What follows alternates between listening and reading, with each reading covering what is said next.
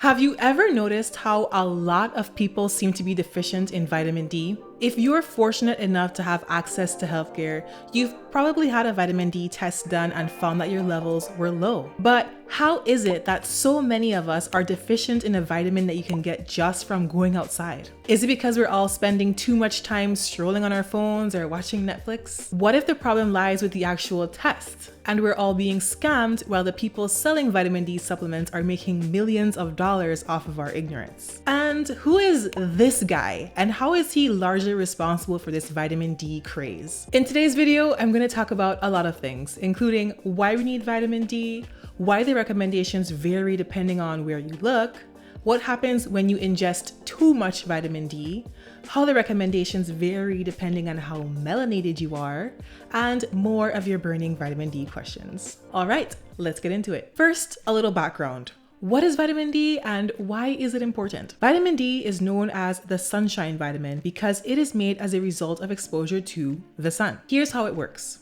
The sun emits different types of ultraviolet radiation. It is a UVB radiation which travels over 93 million miles from the sun to the earth and penetrates your skin, which gets this process of making vitamin D started. The UVB converts the provitamin D into pre-vitamin D, and then the pre-vitamin D morphs into vitamin D3 via a process known as isomerization. It travels down the bloodstream to the liver, where it goes through yet another conversion to become 25-hydroxyvitamin D. But that is still not its final form. The last conversion, where vitamin D becomes its active form, happens primarily in the kidneys. That's where it becomes 1,25-dihydroxyvitamin D. You can also get vitamin D from your diet. Some of the best sources are fatty fish like salmon and that delicious tasting cod liver oil that your mom used to make you swallow a spoon of from time to time when you were a child. Vitamin D is mainly important for the health of your bones since it plays an essential role in calcium absorption. It also plays a role in the regulation of cell growth and in the production of renin, a hormone that is key for blood pressure regulation. When you don't get enough vitamin D as a child, you're more likely to develop rickets, a condition where your bones are weak and deformed. For adults, you are more likely to develop osteomalacia, wherein the bones are weak and can easily fracture or break. Vitamin D deficiency is also linked to chronic muscle and bone pain and a higher risk of falls. It's also been linked to cancer, diabetes, heart disease, and other conditions. But those associations are more nuanced, so I'm going to save them for later on in the video. Vitamin D is not the only nutrient that we need to stay healthy, yet it's one of the most talked about. As they say, if you want to find out why things are happening a certain way, you can usually do that by following the money. Who is making money off of all of this vitamin D testing? More people are getting vitamin D tests than ever before, despite the fact that population-wide testing is actually not recommended by the US Preventive Services Task Force, the National Academy of Medicine, nor the Endocrine Society. They've basically said that it's a wasteful medical practice, yet we still continue to do it. Part of what set off this wave of testing is this guy.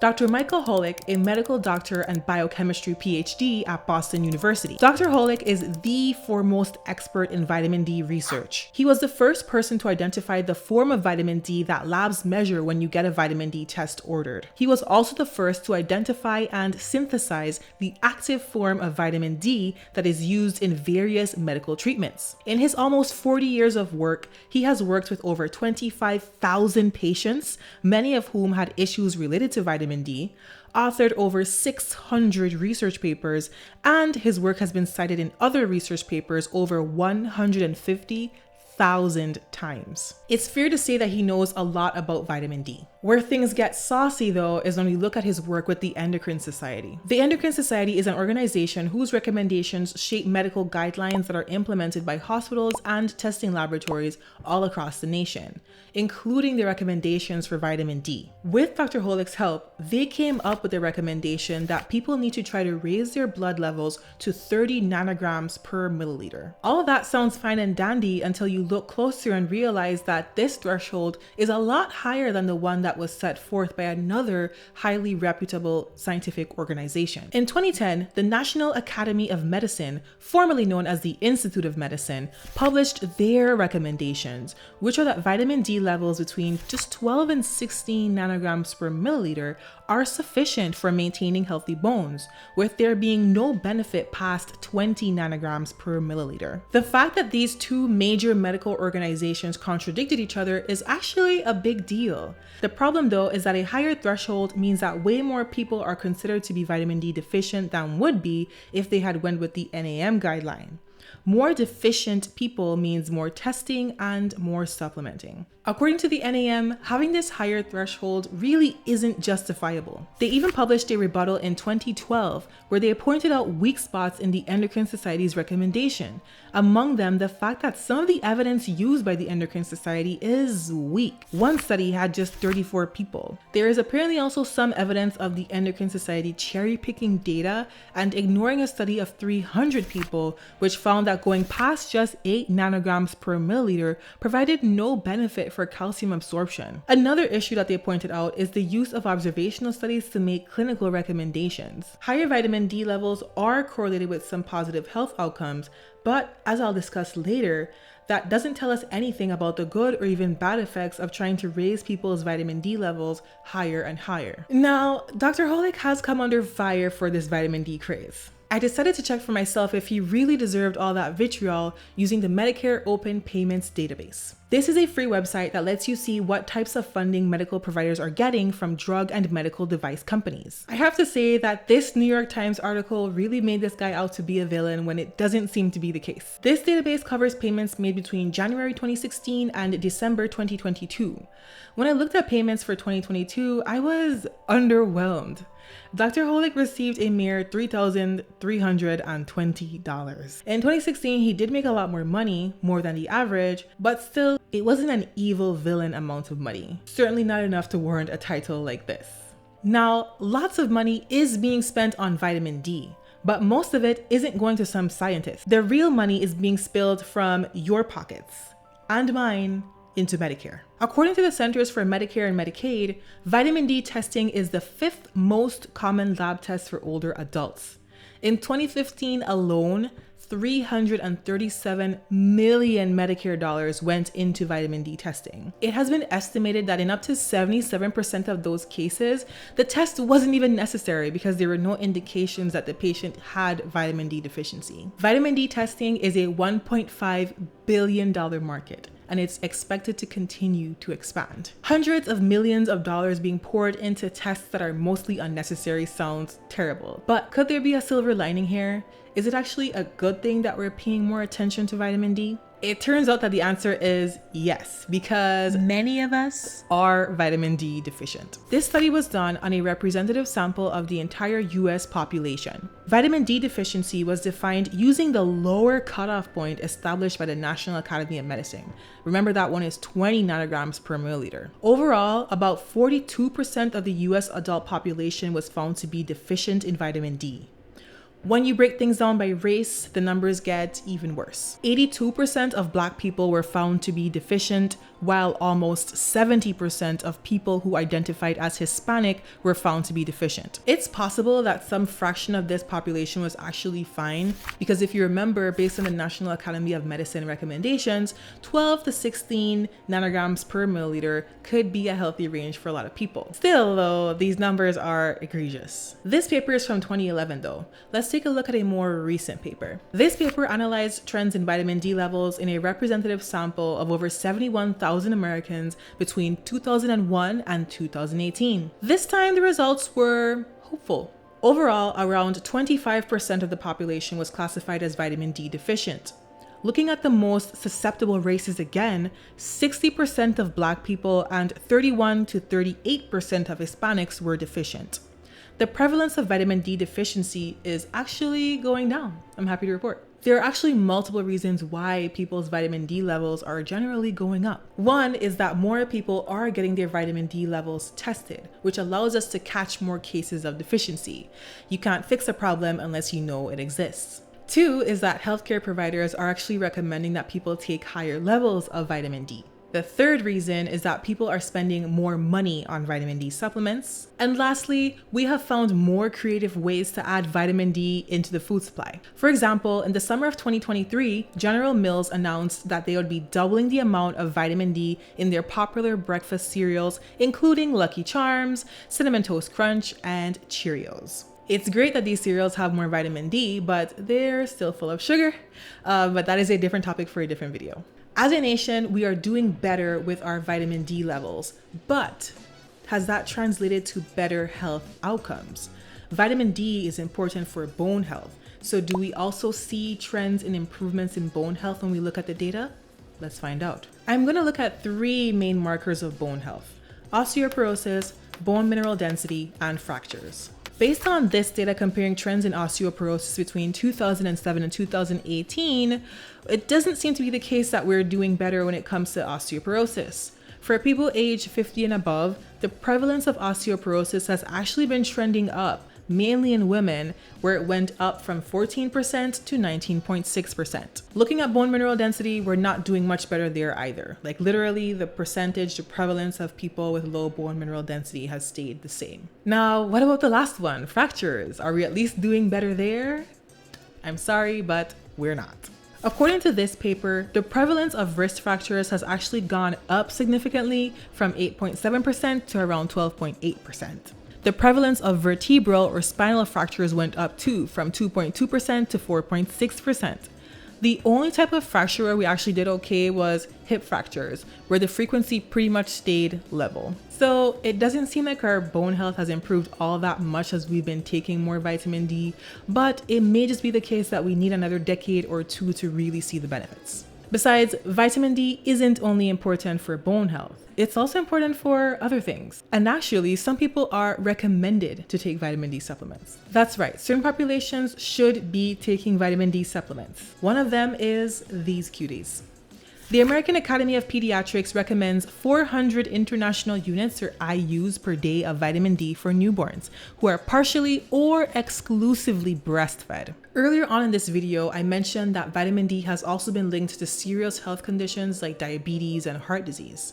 A lot of you out there are taking vitamin D supplements because you want to reduce your risk of having a stroke or an autoimmune disease flare-up. However, if you actually look on the data for vitamin D supplements, you'll find that there isn't that much support for taking supplements to hold off or reduce the symptoms of chronic diseases. There isn't that much, but there is some. I'll quickly go over what the data have to say about the following conditions: diabetes, cancer, cardiovascular disease or heart disease, bone health, depression, multiple sclerosis, and COVID-19. All right, let's go down the list. Can taking a vitamin D supplement help to manage blood sugar levels? In short, yes, but only in certain populations. Vitamin D can help to keep your blood sugar levels within the healthy range by stimulating the release of insulin from the pancreas. Insulin is a hormone that helps glucose to get into our cells to be used for energy. In this study, researchers found that vitamin D supplements can actually help with blood sugar management. The research studies included in this paper were carried out across the US, Canada, Europe, and New Zealand. Participants were mainly older adults around 60 to 70 years of age and were majority white. The fact that these studies included people of mostly European descent is important because, spoiler, the way that our bodies metabolize vitamin D does appear to vary by race. Multiple of these studies use doses of 2,000 IUs per day, which is the normal dose that you would get if you went to your local grocery store to pick up some vitamin D soft gels. These studies lasted from as little as 2 years up to around 5 years, and the largest study, Vital, included over 25,000 people, a pretty substantial sample size. Basically, what they found is that for people with prediabetes, taking a vitamin D supplement could help to slow down the progression of the disease to actual full-blown diabetes by about 10%. For this to be true though, people had to generally have a BMI under 30, i.e. not be obese, be severely deficient in vitamin D, and be able to maintain high serum levels of around 40 nanograms per milliliter. The data on vitamin D and blood sugar management isn't so clear-cut though. That's because there are several older studies which show no benefit for blood sugar management. The fact that a pill could potentially stave off a disease that affects over 38 million Americans and costs us over $400 billion in healthcare spending is fantastic. But it's not all sunshine and roses for everyone. Remember how I said that the fact that these studies mainly included people of European descent is important? That's because this positive effect for diabetes protection mainly applies to people who are white. If you have a little more melanin in your skin, then these results may not apply to you. In this paper, which was based on an observational study of a representative sample of people who identified as white, black, or Mexican, it was reported that higher levels of vitamin D were associated with better blood sugar levels for whites and Mexicans, but not for blacks. In a later study published in 2016, using updated data, they found the same thing. Higher vitamin D levels were not correlated with less diabetes for black people. We aren't really sure why this racial difference exists. It's been suggested that black people are simply less sensitive to the effects of vitamin D. It has also been posited that because people of African descent also have higher levels of parathyroid hormone, which on its own increases the risk of having high insulin levels and diabetes, they're simply more at risk for the condition. Still, if you happen to not be black and also have diabetes, this does not mean that you can just stop taking your medications and go buy a vitamin D supplement. Your lifestyle still matters here. Eating healthy, exercising, getting enough sleep, all of those boring things, you should still do them. Remember that I'm just a stranger online that talks about research. Only you and your healthcare team can really know what's best for you. All right, now let's talk about cancer. Animal studies have shown that vitamin D can hinder the growth of tumors by promoting apoptosis, which is programmed cell death, suppressing inflammation, and stopping tumor cells from undergoing a process called angiogenesis, which is the formation of new blood vessels that bring blood to the tumor and keep it thriving. It may also stop tumors from metastasizing or spreading to other organs in the body. Keep in mind that studies in animals and test tubes can be helpful for pointing us in the right direction when it comes to research, but they don't exactly tell us how those treatments will work in a complex organism such as the human body. When researchers looked at the effect of taking vitamin D supplements on cancer risk, they didn't really find much support. However, there is more evidence that taking vitamin D can reduce cancer mortality. In this paper, which was a large review of 18 randomized clinical trials with a combined total of over 50,000 participants, researchers found that an average dose of around 1,200 IUs per day for 6 years was actually beneficial for reducing cancer mortality or death from cancer. Serum levels of about 44 nanograms per milliliter were needed to see these beneficial effects, and again, it takes several years. However, the authors of this paper cautioned that these results are not perfect and should be interpreted with caution. That's because a large number of participants actually dropped out of the study, and with something like cancer mortality, we really need to have a large data set to be sure. We also have to be careful because higher vitamin D levels are not always better when it comes to cancer. There are actually several specific types of cancer where it's been shown that having higher levels of vitamin D might actually increase your risk. The first is breast cancer. In one study, women who took over 600 IUs of vitamin D per day had a 28% increased risk of invasive breast cancer. Number 2 is pancreatic cancer. In a study that compared vitamin D levels between men who smoked, found that those with a vitamin D level over 26 nanograms per milliliter had a 3 times greater risk of developing pancreatic cancer. In another study, going over 40 nanograms per milliliter was linked to an increased risk of pancreatic cancer. Lastly, we have prostate cancer. While the data is mixed, a meta-analysis of 21 studies found that high levels of vitamin D, somewhere around 30 nanograms per milliliter, remember, this is what the Endocrine Society recommended, was associated with a 17% higher risk of prostate cancer. Okay, next up is heart disease. Results from observational studies consistently point to low vitamin D being linked to poorer heart health. Heart-related outcomes that have been linked to low vitamin D include high blood pressure, stroke, and death from cardiovascular disease. However, when we look at clinical trials where we actually give people vitamin D to see how it affects their heart health, there isn't really much data to support the notion that taking vitamin D is beneficial for heart health. All right, now we're going to look again at bone health. Taking vitamin D supplements by themselves does not seem to have any impact on fracture risk, but when vitamin D is combined with calcium, that's where the magic happens. In this study, 400 to 800 IUs of vitamin D per day, along with 1,000 to 1,200 milligrams per day of calcium, reduced general fracture risk by 6% and hip fracture risk by 16%. This is just one study though. The majority of studies, to be honest with you guys, don't really show that there's much of a benefit here. For bone mineral density, there is evidence for some benefit, but only in people who have an overt vitamin D deficiency. Interestingly though, race again plays a role here. In a study of 260 older Black American females where participants were followed for 3 years and their serum vitamin D was raised from about 55 nanomoles per liter to 75 nanomoles per liter, no differences were found between the group taking vitamin D and the group taking the placebo. This makes sense when you consider that people of African descent, when compared to people of European descent,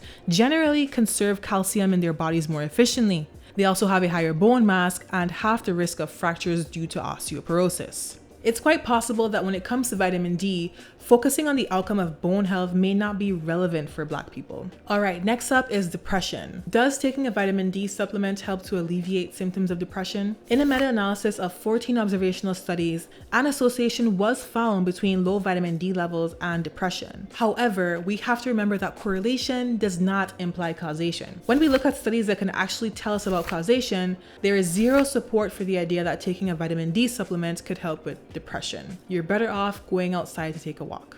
Next up, we have multiple sclerosis or MS. MS is a type of autoimmune disease where the body attacks the protective covering around nerve cells, causing problems like muscle weakness, cognitive impairment, and in extreme cases, difficulty walking and speaking. The theory that vitamin D could play a role in the pathogenesis of MS stems from the fact that MS is more common among populations that live near the northern and southern poles. Since these parts of the globe get less sunlight than the equator, it has been speculated that the lack of sun exposure might increase the risk for developing MS. There is correlational data that supports this, but when we look at clinical trials, the evidence just unfortunately isn't there. In one study out of Finland, women with vitamin D levels under 12 nanograms per milliliter had a 43% greater risk of developing MS when compared to women with levels of 20 nanograms per milliliter or above. Now, what about if you already have MS? Can taking vitamin D help with the management of your symptoms? In a high-quality analysis of 12 trials that were designed to answer this question,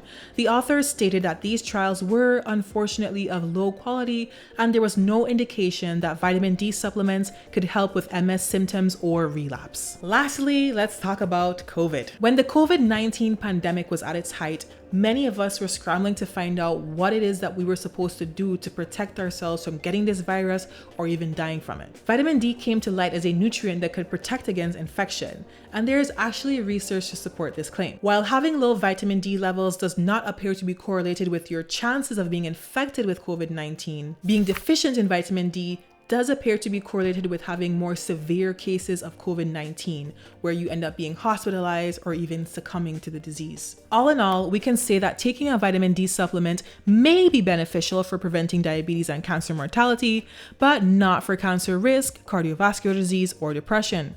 Data on bone fracture risk, bone mineral density, and multiple sclerosis are mixed. Lastly, being vitamin D deficient is associated with succumbing to COVID-19. As you can tell by this point, determining what a sufficient level of vitamin D is for the general population is a very difficult task. And that's because a sufficient level is going to vary depending on what health outcome you're looking at and in what population. Let's take a closer look at this. A blood level of 8 to 12 nanograms per milliliter is good for having a baby that's born at a healthy weight.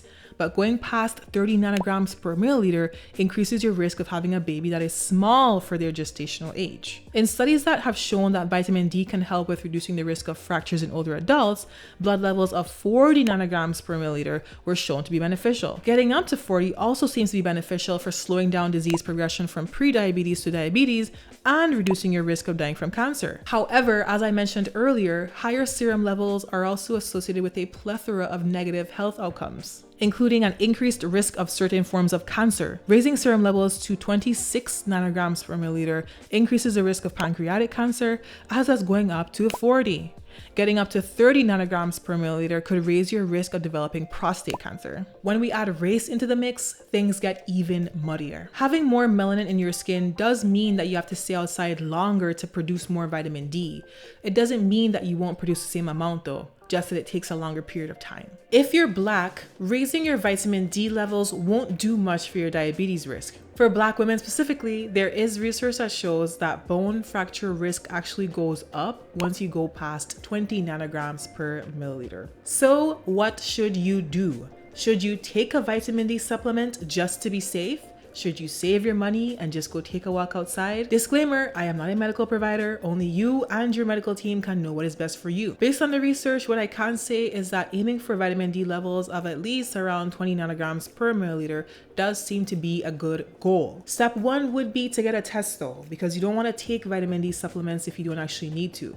It is possible to take too much. Okay, now I'm going to wrap up this video with some answers to some lingering questions that you might have about vitamin D. First question, how long do you need to stand outside in the sun to get enough vitamin D? The answer to this question is going to vary a lot depending on how much melanin you have in your skin, what part of the world you live in, and so forth. But generally speaking, you need about 5 to 30 minutes of sun exposure at least twice a week. Fun fact, the type of radiation that makes vitamin D in your skin, UVB, cannot penetrate glass. So you cannot get vitamin D synthesis in your skin if you're behind a window. Question 2, if you're gonna buy a supplement, which one should you buy? Vitamin D2 or vitamin D3? Both D2 and D3 are effective at raising your vitamin D levels, but D3 does seem to be more effective at raising your levels higher and for longer periods of time. And question 3, what is the difference between vitamin D2 and vitamin D3 anyway? Vitamin D2 is made from ergosterol found in yeast, and D3 is typically made from lanolin found in sheep's wool. Question 4, can you overdose on vitamin D? If we're talking about vitamin D from the sun, no. Only so much vitamin D gets made in your skin before your body stops the conversion process. This is a good thing because otherwise you could end up with vitamin D toxicity just from being outside for too many hours. However, lest we forget, being outside in the sun for too long can increase your risk for other conditions like skin cancer. Now with supplements, that's different though, because you can definitely ingest too much vitamin D. Taking very high doses of vitamin D can increase your risk for bone fractures. Taking very high doses of vitamin D can also reduce your bone mineral density. In this study of about 300 people, 4,000 IU and 10,000 IU doses of vitamin D were given to participants for 3 years. Compared to just 400 IUs per day, the 4,000 and 10,000 IU doses were associated with a lower bone mineral density. Taking too much vitamin D can also increase your risk of developing kidney stones. And that is it. Hope you enjoyed this video. If you did, don't forget to share it, like, and subscribe to the channel. Take care.